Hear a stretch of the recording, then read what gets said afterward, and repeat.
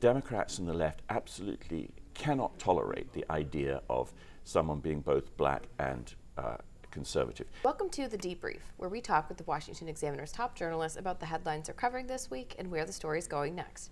I'm Sarah Westwood, and I'm here today with Editor-in-Chief Hugo Gurdon.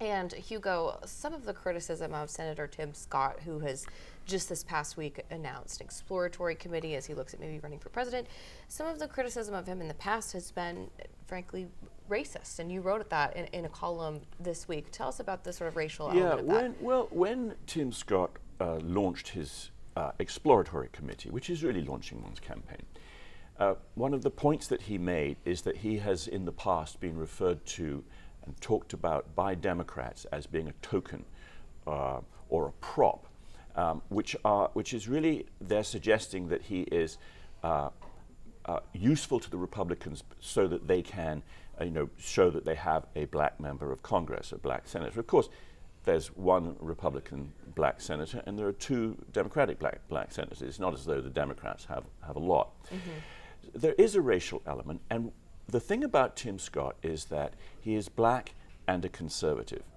And just in the past week, we've seen the way that the Democrats and the left absolutely cannot tolerate the idea of someone being both black and conservative. We saw that with the smearing of Justice Clarence Thomas, which has been going on for more than 30 years, most recently because of the false accusation that he's been hiding hospitality from a real estate mogul. And there's also they've tried to suggest some kind of association with, extreme sort of Nazi thinking and things like that, which is all completely bogus.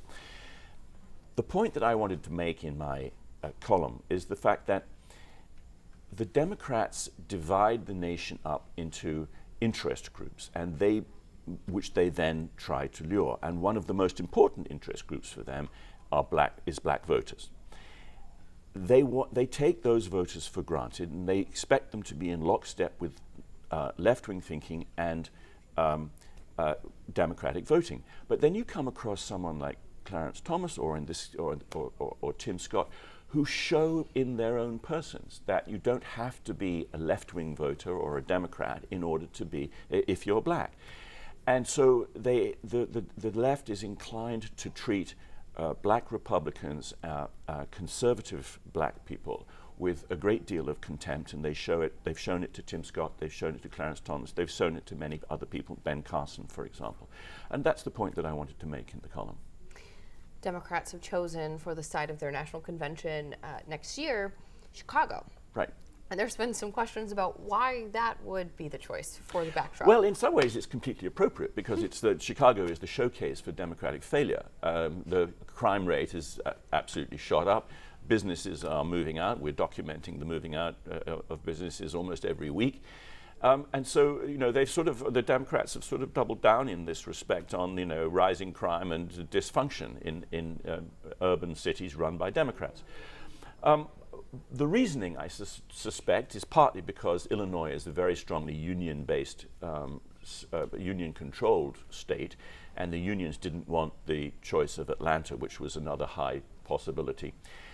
It's also because the Democrats recognize, as the Republicans do, that the fight in the next election is going to be in the upper Midwest, which is why the Republicans chose Milwaukee in Wisconsin for their convention. That's where the fight is going to be. But there is one other thing which I think is really notable about this, and that relates to the snub to Atlanta. It's often been said in the last several years that Georgia has become a swing state. I think that's somewhat mistaken. The thing that has made it worth contesting and possible to contest by the Democrats is the presence of Donald Trump. He lost the state in 2020. He also cost the Republicans 2 Senate seats in Georgia. I think the Democrats know that the fight is in the upper Midwest. They also know that if Donald Trump is on the ticket, they're going to win Georgia. But if he's not on the ticket, if the Republicans choose a Georgian, choose a sensible candidate for president, then the state is really not as purple as the Democrats would like to think it is. It's much more red and would vote for the Republican. Do you think, let's fast forward to next summer, they have their convention, crime is not cleaned up, there's shooting incidents near the convention? I mean, does that become a political liability for the Democrats on the flip side of that? I think it is. I think it is a flip. It is a liability. I mean, I just don't see why they would choose, weighing all of these things up, why they think Chicago is a good choice. It's had more conventions than any other city in the country. People always remember the 1968 convention, where there was pretty much a sort of there was a street battles between the police and demonstrators over the Vietnam War. But I think that if the crime wave doesn't stop for the 4 days of the Democratic convention, there will be lots of reports of people being mugged, visitors being mugged, perhaps delegates being mugged, and people being shot around the convention.